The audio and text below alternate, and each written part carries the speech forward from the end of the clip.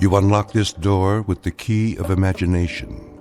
Beyond it is another dimension, a dimension of sound, a dimension of sight, a dimension of mind. You're moving into a land of both shadow and substance, of things and ideas. You've just crossed over into the Twilight Zone.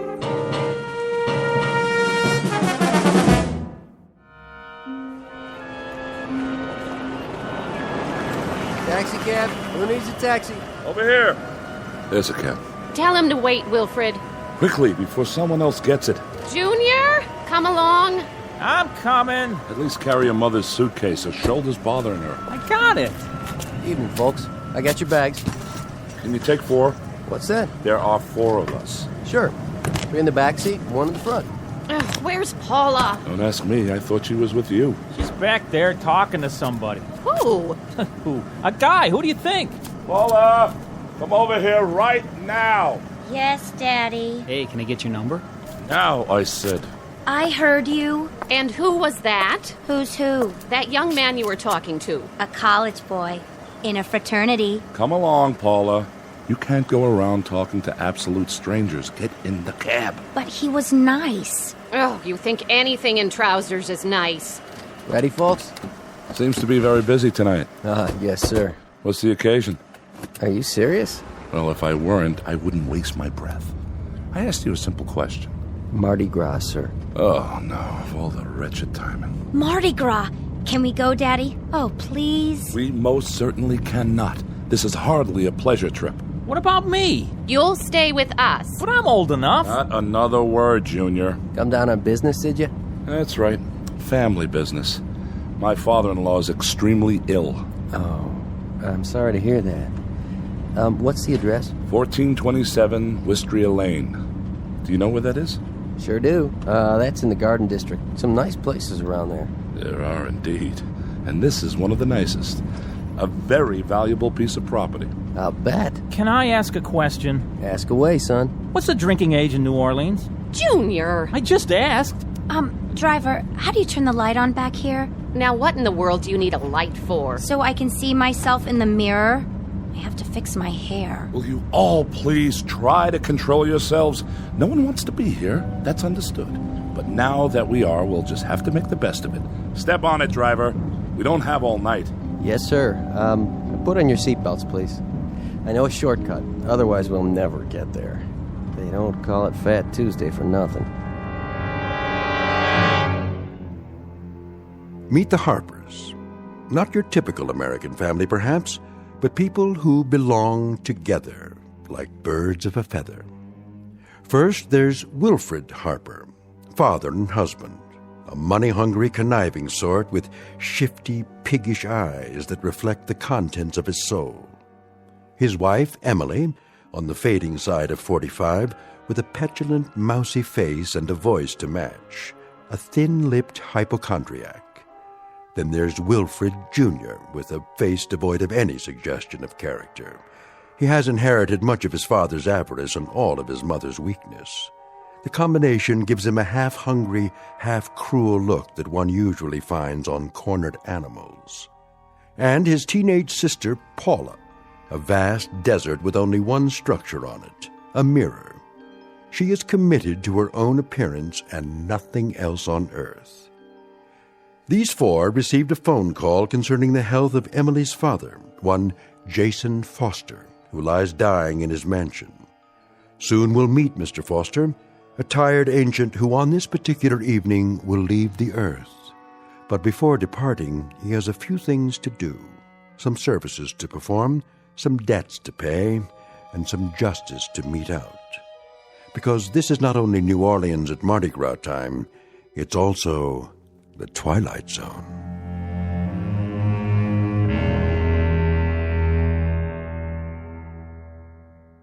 And now, The Twilight Zone and our story, The Masks, starring Stan Freberg with Stacy Keach as your narrator.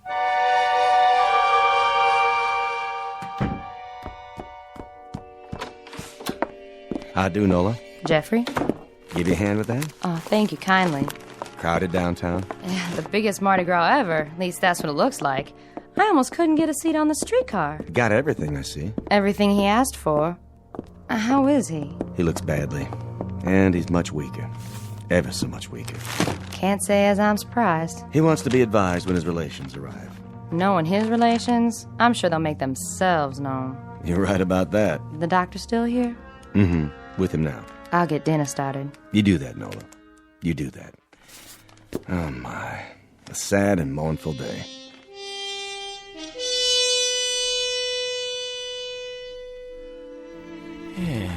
Well, Sawbones, how's the pulse?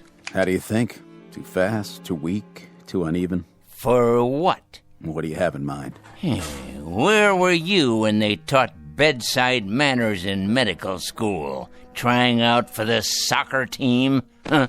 I've been your physician, Jason, for, how long is it now? 42 years. First time I attended to you, it was for a head cold. I allowed myself one compassionate cluck. Just one. And you threw a lamp at me. That established the pattern right then and there. That's why I've suffered your inept ministrations all these years. Your candor has been a refreshing departure from the modern medical norm. I ask you a straight and simple question, and you give me a straight and simple response. What is it, Jason?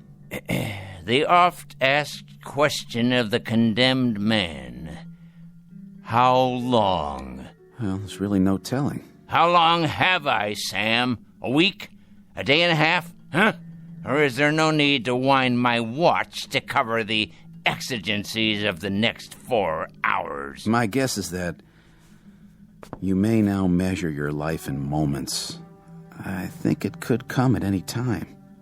That you've lasted this long, Jason, is a tribute to an inner strength most of us are not privileged to possess. Nonsense!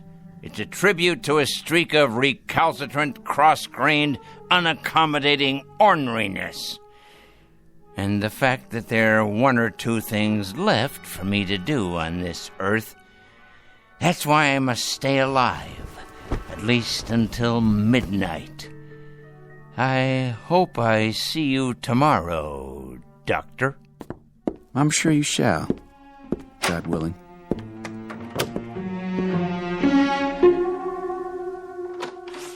Right this way, please.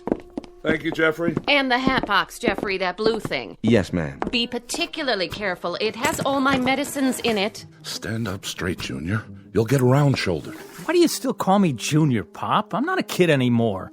I could break you in half if I wanted to. Oh, such talk. Well, couldn't I? Now, let's watch our words. And you, Paula, behave like a young lady. All right. Paula. Hello, Emily. Oh, how nice to see you again, Dr. Thorne. You've met my husband. Yes, some years ago, the last time he was here. How are you, Mr. Harper? As well as can be expected under the circumstances. And you, Mrs. Harper? How are you? Bearing up, Doctor. As best I can. This is our son, Wilford Jr., and our daughter, Paula. Hi. Hello. This is your grandfather's doctor, children. Your father's been expecting you. I'm very glad you could make it. Crowded at the airport, was it? Oh, that silly Mardi Gras. Well, really, the traffic is unspeakable. Shouting, screaming, incredibly rude people. It's a wonder we were able to get here at all. As for your father's condition, he's... Oh, yes. How is he? We're all really quite concerned on tenterhooks, you might say. Well, he's extremely ill. How long? Well, a good educated guess would be that it's just a matter of days. Days, you say? Hours, perhaps. Is that right? How simply awful. We've been expecting it, of course. Jeffrey? Yes, ma'am. Our rooms, are they ready? Yes, ma'am. They're all prepared. I want to take a shower. Wait for the butler to show the way. A question for you, Doctor? Yes? You may recall, I suffer severe muscle spasms in my shoulder. They're really quite agonizing. Are they? Oh, perhaps you could prescribe something? That quack I've been going to in Boston is supposed to be a specialist, but... He'd better be a specialist. He charges like one. Well, it's a very complicated condition. As a matter of fact, he told me that you don't see cases like mine more than once or twice in 100 years. Oh, please, Emily. It's true. Let me describe the symptoms.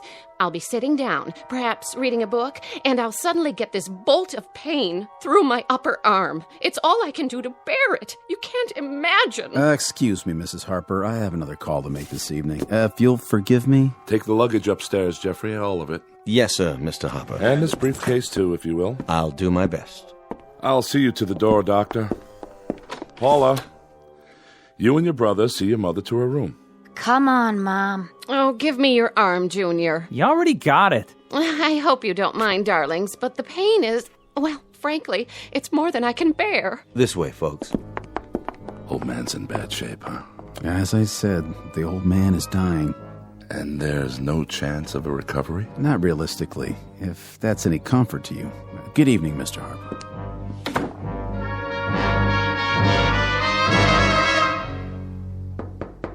Father? Don't worry, I'm awake. Well, don't just stand there. You may as well come in, all of you. How are you, Emily? Bearing up, Father. Bearing up? Heh, you sound like Job, itemizing his calamities.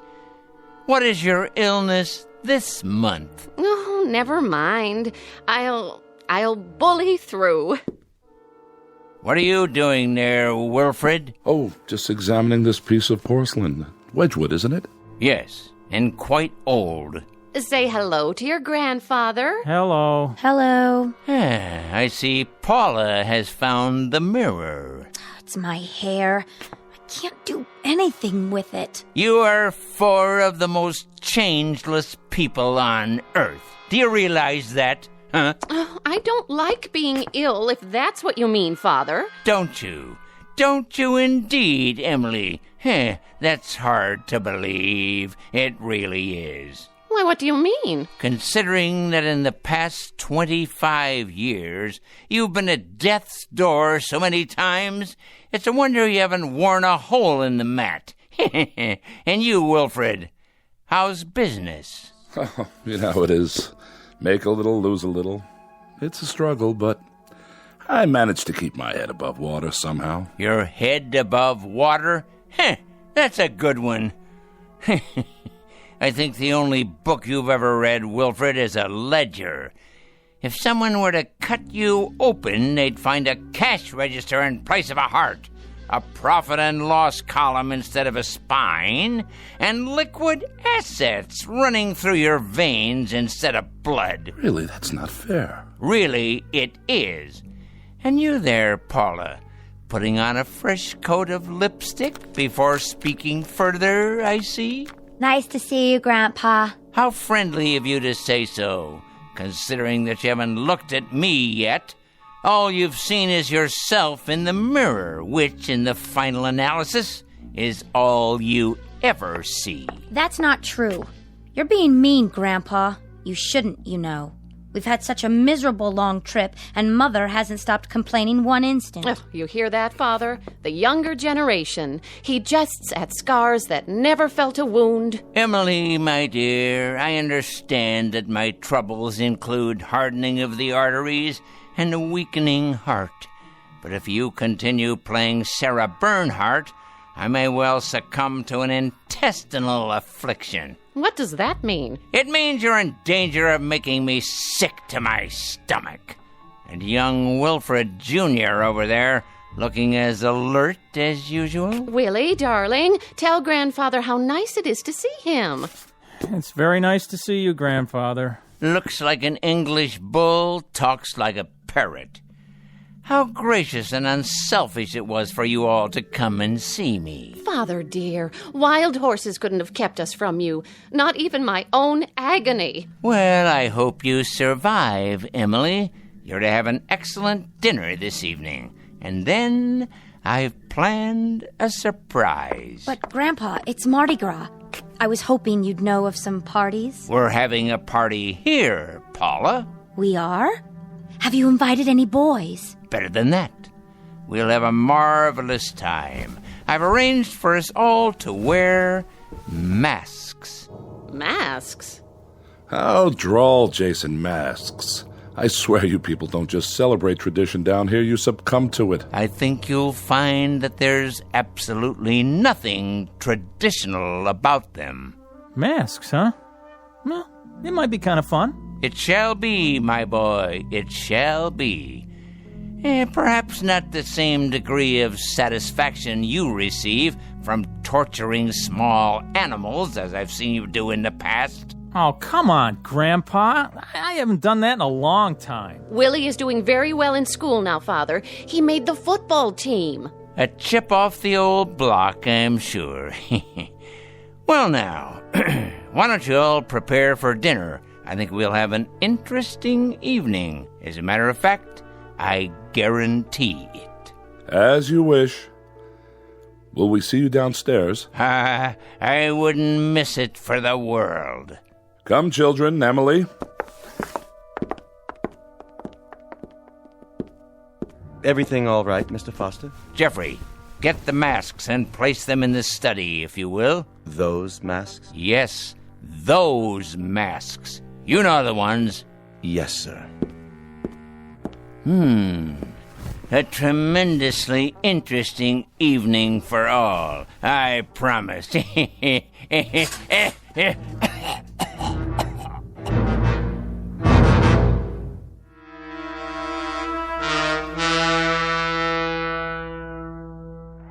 Come away from the window, Paula. But look at all the fun they're having. You heard your father. I think it's disgraceful, the way those animals have invaded this part of town. It used to be just in the quarter, but now... I want to go with them. Paula! Well, why not? The most exciting night of the year, and we're stuck in this mausoleum. The whole city is out there dancing, and what do? We have a death watch for a crazy old man. Cool it, sis. Close the window right now. There's a draft on my bursitis. Great. What did you do in New Orleans, Paula? Did you go to Mardi Gras? Oh, yeah. We wore funny masks and sat around and stared at each other. Look at those stupid things. Don't touch the masks. I'm sure they're very old and valuable. Everything in this house is valuable. They are if Father bothered to collect them. Without question. Look at the chandelier, the furniture, and the paintings. I've never asked you, Emily. Is that an actual Matisse in the hall? No, it's a Picasso. Oh, is that all? Here you are, Mr. Foster. Thank you, Jeffrey. That will be all. You sure, sir? I can take it from here. Yes, sir. Well, now, my loved ones, was your dinner satisfactory? Sumptuous, Jason. Really, truly excellent. Must have cost a pretty penny. Father, do you think it wise for you to be up like this? Wise?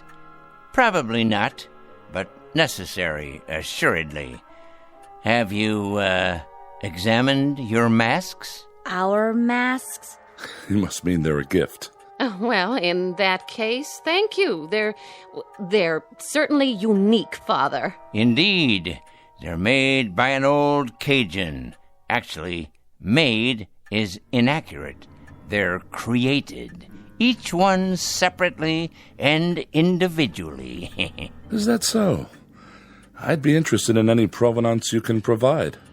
Their history, ritual meaning. You mean so you can resell them? No, of course not. I wouldn't worry about that just yet. We're simply curious. No doubt, no doubt. I'm told that not only are these works of artistic perfection, but they possess certain properties. Very unusual properties. Can I look at the magazine? No way, I'm reading it. Children, your grandfather is speaking. They're only worn during the Mardi Gras, and there's a ritual to the wearing. You see, one tries to pick a mask, which is the antithesis of the wearer. How so? Oh, for example, the ugly man might cloak himself in beauty, whereas the shy and retiring put on the facade of boldness. Youth wears age, and age, youth. You get the idea. In other words, it's a masquerade of opposites. Very interesting. Now, why would anyone do that, Father? Why question it? This is a special evening. And now, dear ones, let's pick our appropriate masks, shall we? Well, if you say so. You, Wilfred, how do you fancy yourself? I don't understand. Come on, be candid. When you shave in the morning, who looks back at you? Why, I do, of course. I don't see what... Please, it's a crucial question. What do you see? Really, Jason, I think we're a little old for parlor games. Let me be the judge of that. Indulgent old man. Oh, all right. Give me a self-assessment. Come on, be honest. You're serious? Never more so. Well, I suppose you could say I'm good-natured. Congenial. Ah, now we're getting somewhere. I've always been a congenial man. No matter what the circumstances, I try to take things in stride. Very good, Wilfred. Congenial, friendly, outgoing, even extroverted. In short, amiable. I think so. So it follows that as part of this amiability, this general goodwill, you feel a deep rapport with your fellow man. Oh, yes. Yes, indeed. Now, the opposite of your affability would be, this face here. This one? Surely not. Look at it, Wilfred. Hold it in your hands. Feel the way the wood is carved. The angry, feral lines, the gnawing, rat-like teeth. The opposite of the way you see yourself, remember? Charming. I take your point. Hardly an appealing image, though. Live with it a while. Try it on. Come on. It has great subtlety. The features reflect greed, avarice, cruelty, like a predatory animal. In short, all the character traits that you don't have. An ironic choice, wouldn't you say? Quite. And now, the brave lady on the couch. Oh, really, Father? I don't feel well. I'm not up to... Of course you are, my dear darling daughter. You're up to anything. Your courage dictates that you accommodate a relatively brief period of self-sacrifice. It should come naturally to you. How about this one? But it's hideous. Of course it is. Look at it closely, my dear. The face of a sad, sniveling, self-centered coward, flabby and without character. Fearful eyes, no chin at all, in contrast to your own bravery, your doughty, intrepid strength. Well, I suppose it does serve as a contrast. Next, the one over there, who walks in beauty like the night. What? Pay attention. Your grandfather is speaking. If you want to know, I think this whole thing is a bore. Paula! Well, it's the truth. Wear this one, just for a short while. All right. But it's horrible. Ah, look closely. The round porcine features. It's the face of a pig, with beady eyes, puffed out jowls, and a shiny pink snout. A self-indulgent face that's never satisfied. Not like you, my dear. It has none of your heart, none of your selflessness, none of your great concern for others at the expense of yourself. Well, if you put it that way. And last but hardly least, the timid one over there, the gentle and quiet Wilfred Jr. Oh, come on, Grandfather. But you haven't seen it yet. What's this one supposed to be? You're opposite, my boy. The face of a dull-witted, stupid clown. Thanks. Notice the low brow, the bulbous nose, the slack, oversized mouth, as opposed to your own manful refinement, your courteous, deferential gentility. Yeah, I get it. And now, we're almost done. What about your mask? This one. But that's a skeleton. The face of death, because I'm alive. Understand? I'll wear the very thing that stalks me at this moment. No, you don't mean that we actually have to wear these hideous things? I believe I explained that. Only for a few hours, I should add, until the unmasking. And that's at midnight. Paula, you'll break it. I don't care. Everybody else can do what they want. I'm not wearing mine. Then I'm not either. I'm afraid, Jason, that we're somewhat at odds here. Not really, Wilfred. The four of you came here for one purpose: to see me off and yell bon voyage, to put coins on my closed eyelids, while with your free hands you start grabbing and looting. Father, that's cruel. On the contrary, that's truth. You came here to reap everything I've sown, to collect everything I've built, to covet everything I possess. And I'll not disappoint you. The will is prepared. Everything is left to the four of you. Everything. Money, house, property, holdings, stocks and bonds. All of it. All of it. Jason, you break our hearts when you talk that way. The most touching thing you've ever dredged up, Wilfred, by way of conversation. But I must emphasize this little addendum. One small proviso. You're to wear those masks until exactly midnight. Not a moment more, not a moment less. What? I don't believe this. Really, Father? Mark my words, if you take them off, if you do, you'll each receive from my estate the equivalent of a ticket back to Boston. And that's it. That's it. That's absolutely, positively all. Never fear, we won't be spoil sports. If this is your pleasure, we'll indulge you. Quite happily, I might add. It's the least we can do. Oh, you're joking. It smells old and musty. Who knows where it's been? Here, Emily, let me help you fasten it to your head. But the germs. Don't be an idiot. Put on the miserable mask. Don't throw away a fortune because of your wretched hypochondria. Oh, all right, Jason, we're doing it, see? And now, I'm putting on mine.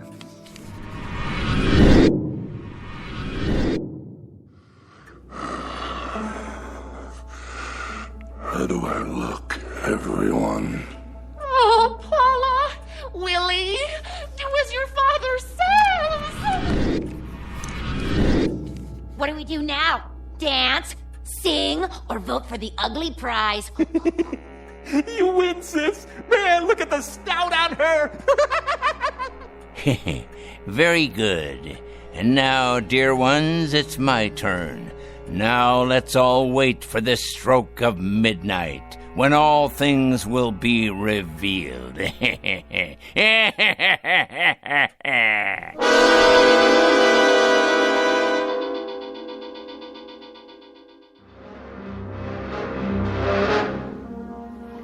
Evening, Jeffrey.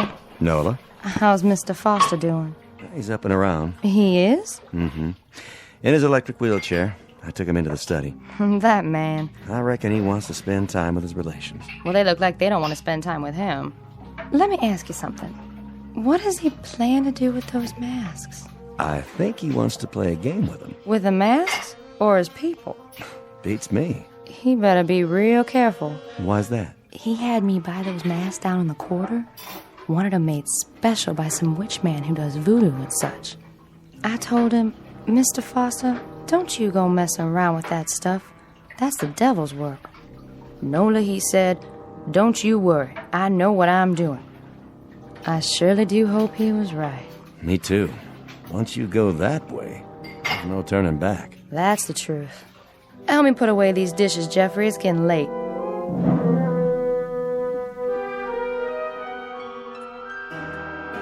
Oh, that's enough, Junior! Please! My head is splitting! All right, if you say so, Ma. At least it's music. Don't you even have a stereo, Grandpa? Sorry to disappoint you, fair one. Well, this is a blast and a half. I've already looked at every magazine, every creepy old antique. Not everything, Paula. There's no end of treasures in this room. Like what? These books, for example. How old they are, how rare. They're first editions, aren't they, Jason? All of them. All of them. Imagine that. They must have taken you years to collect. A lifetime. Freud, Audubon, William James. Who is this? Lovecraft. I see his autograph in one. The Shadow over Innsmouth. Very rare. You should read it sometime. About people who aren't what they appear to be. Pretty valuable, I suppose. Extremely. Of course, not as valuable as the oils. You might be surprised. Although the paintings have been appraised at several $1 million. That much?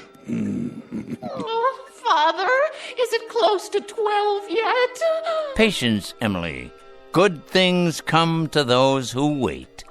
I can hardly breathe behind this mask. I'm suffocating.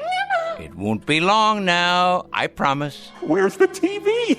You gotta have a TV. Sorry, no cartoons for you tonight. Oh, we don't need entertainment. Why would we? We're rocking out right here in this room. We're getting down, aren't we? Having a ball. We're raising the roof. Party on, everybody. Let's play charades. Spin the bottle. Post office. Let's go. Let's do it. Let's... Oh, look what you've done. I couldn't help it. Just lost my head, I guess. It was an accident, okay? Oh, I'll clean it up. The maid will take care of it. But the value, it must be irreplaceable. Not really. Just an early Ming Dynasty vase. Still plenty of them available. I'm taking this thing off my face. I can't stand it one more minute. Paula, don't be a fool. Oh, I don't blame her. I don't blame the child one bit. Nor do I. How could I? We each behave according to our natures. I told you it was an accident. This is cruel, Father. A cruel, heartless torture. I have to agree, Jason. Really, this has gone far enough. We've been in this room for 3 hours, regarding each other through these grotesque masks. There's a limit, and we've all reached it. I must tell you, as far as I'm concerned, this is nothing more nor less than madness. Junior, what are you doing? I've had it too. I am not a bozo. Oh, please, Father, please, let us take them off. Jason, we're waiting. Speak to us. Have you all had your say now? Anything more from you, Paula? Junior? Emily, the flower of my loins? Or you, Wilfred, the benevolent captain of industry? Is there anything else you have to tell me? Speak now or forever hold your peace. Only that I'm feeling buried alive. I agree with Dad. I think anybody who would do this is out of his mind. Please, Pop. Let us take them off. I appeal to you, Jason, from the bottom of my heart, for the sake of my family, for all of our sakes. Open the window to the street for me, would you? One last time. If you like. But my Mercedes! Shut up, Emily. Ah, the sounds of the night. They come from far and wide to partake of pleasure. A joyous celebration of life, unlike you who are without joy. I don't think that's fair. Of course you don't, because you are the object of this particular jape. Listen to them out there. Do you hear whining, complaining, anger? I don't. I hear happiness, simple pleasures, food, drink, the joy of being together, of being alive, as if they know it's fleeting, precious. But those of us in this room, we have a different agenda, don't we? And what of you? What do you get out of it? Satisfaction. A kind of grand culmination. Close the window. What is it? It's what you've been waiting for, I believe. The anointed time when you can all dig deep into the treasury. You're feeling weaker, Father? Ah, at last. A note of hope in your voice, Emily. Why must you say such miserable, cruel things to me? To all of us. What have we ever done to you? Because you are a pitiful excuse for a family. That's why. This is the only language you understand. If only we could respond in kind. If only we could open up to you without restraint in the same way you speak to us. If only we could tell you what we think of you. Fine, Wilfred. Excellent. The truth at last. You've masked not only your faces, but your minds. Speak what's in you now. You're a twisted old man. Yes! Yes! Tell him, Daddy! You dangle us like puppets. You always have, taunting to get a response. You play with us as a cat does with mice. There is no humiliation you wouldn't subject us to. And for what reason? We've done everything you wanted, always. We've remained at your beck and call, your slightest whim. My whim? What have I ever asked you to do before tonight? You visit when you see fit and have nothing to say when you do. Well, we do now. We sure do. You're a stinking old man. That's what you are, and it's time you die. Past time. Why don't you? Even the clown has found his voice, huh? I agree with them. Do you hear me, Father? I agree. It's time you let go of your grip on us. My grip, indeed. I have no grip on you. I tried to hold you once, but none of you respond to love. You, Emily, you respond only to what your petty self-absorption dictates. That's enough, Jason. Wilfred responds only to things that have weight and bulk and value. He feels books with his hands. He doesn't read them. He appraises paintings. He doesn't seek out their truth or their beauty. And Paula there. Paula has lived her life lost in a mirror. The world is nothing to her but a reflection of herself and her brother. Humanity to him is a small animal caught in a trap to be tormented. His pleasure is the giving of pain, and from this he receives the same sense of fulfillment that most human beings get from a kiss or an embrace. So unfair, Father. You're caricatures, all of you, even without the masks. And this last note. I haven't held any of you here. You were always free to go. What's held you here has been my daughter's weakness, my son-in-law's greed, my granddaughter's vanity, and my grandson's cruel subhuman sadism. As soon as the clock chimes 12, you will all be very rich. It's as good as done. Now you own everything I have owned. You've kept your bargain. You've worn the masks. So now enjoy yourselves, my pretties. Live full lives. And may God have pity on you.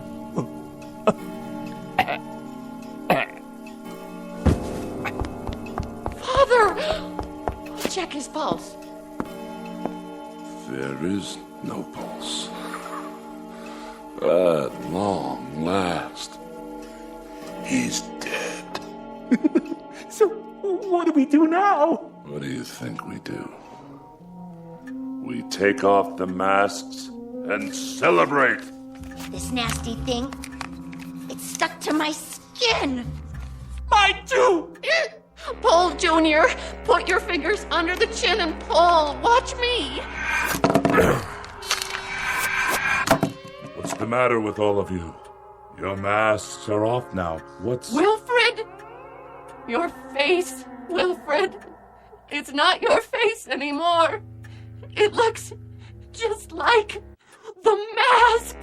What are you talking about? Look in the mirror and then look at me. No. It can't be. But it is. What are we going to do? She's right. He did this.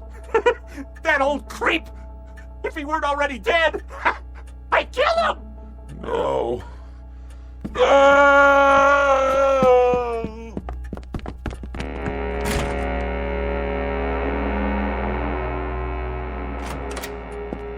Mr. Foster, are you all...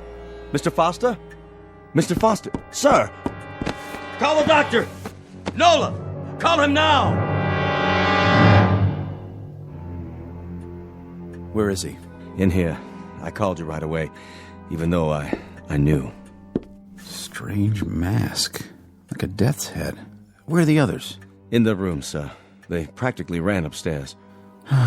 Jason. I'll take this mask off for you. You won't need it now, old friend. Would you just look at him? His face. So peaceful. Oh, Mr. Foster. Mr. Foster, sir. Don't cry for him, Jeffrey. This is his true face. Not a line on it. Not a care. No horror, no fear. Nothing but peace. I'll call the funeral home. This way, sir.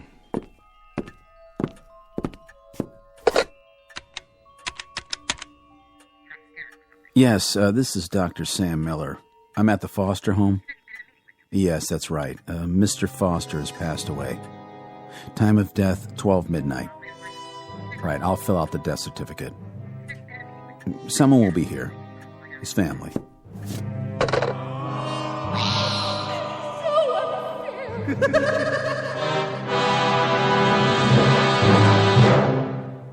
Mardi Gras incident.